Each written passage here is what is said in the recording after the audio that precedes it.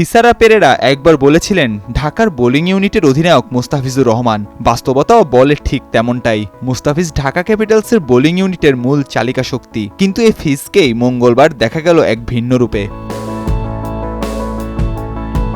এদিন ফিজ আবির্ভূত হলেন ফুটবলার রূপে। বোলার ফিজ বল হাতে যেমন নেতৃত্ব দেন ক্যাপিটালসকে, ঠিক তেমনি এদিন নেতৃত্ব দিয়েছেন ঢাকাকে ফুটবলের মাঠেও। না, এখানে আতকে ওঠার মতো কিছুই নেই। ফিজ ও ঢাকার ক্রিকেটাররা ফুটবল খেলেছেন চট্টগ্রাম স্কুলের শিক্ষার্থীদের সঙ্গে।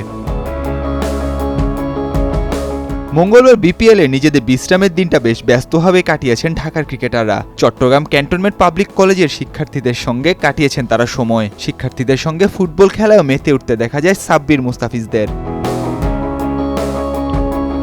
আর সেখানেই দেখা যায় মুস্তাফিজকে এক ভিন্ন রূপে। পুরো দলকেই যেন ফুটবলের মাঠেও নেতৃত্ব দিচ্ছেন কাটার মাস্টার। বল পেয়ে নিচ্ছিলেন শট, সতীর্থদের দিচ্ছিলেন বিভিন্ন পজিশনে খেলার দিক নির্দেশনাও। সবকিছুই ফিজ করছিলেন দক্ষ অধিনায়কের মতো। খুদে ফুটবলারদের সঙ্গে খেলার সময় যেন নিজেদের শৈশবে ফিরে যান ক্রিকেটাররা। শিক্ষার্থীদের সঙ্গে তাদের ইন্টারঅ্যাকশন ছিল চোখে পড়ার মতো। খেলছিলেন সকলেই মন খুলে। গোল করে আবার এ সময় উল্লাসে ফেটে পড়তে দেখা যায় সাব্বির রহমানকে। স্পষ্টই বোঝা যাচ্ছিল হারানো শৈশব ফিরে পেয়ে যেন আত্মহারা হয়ে উঠেছেন তারা। পাশাপাশি শিক্ষার্থীদের ফুটবল স্কিলও নজর কেড়েছে ঢাকার ক্রিকেটারদের, আর সেটি প্রকাশ পেয়েছে তাদের কথাতেই। बहुत ज़्यादा मज़ा आ गया बच्चों के साथ खेल के और मुझे खुशी हो गई क्योंकि बहुत अच्छा टैलेंटेड लड़के, बहुत टैलेंटेड है।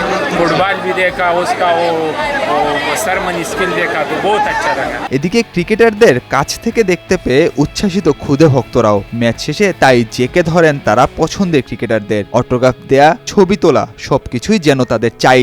আর ক্রিকেটারদেরও দেখা গেছে ধৈর্য নিয়ে খুদে ভক্তদের আবদার মেটানোয়। নাহিয়ানা রেফিন, নয়া দিগন্ত।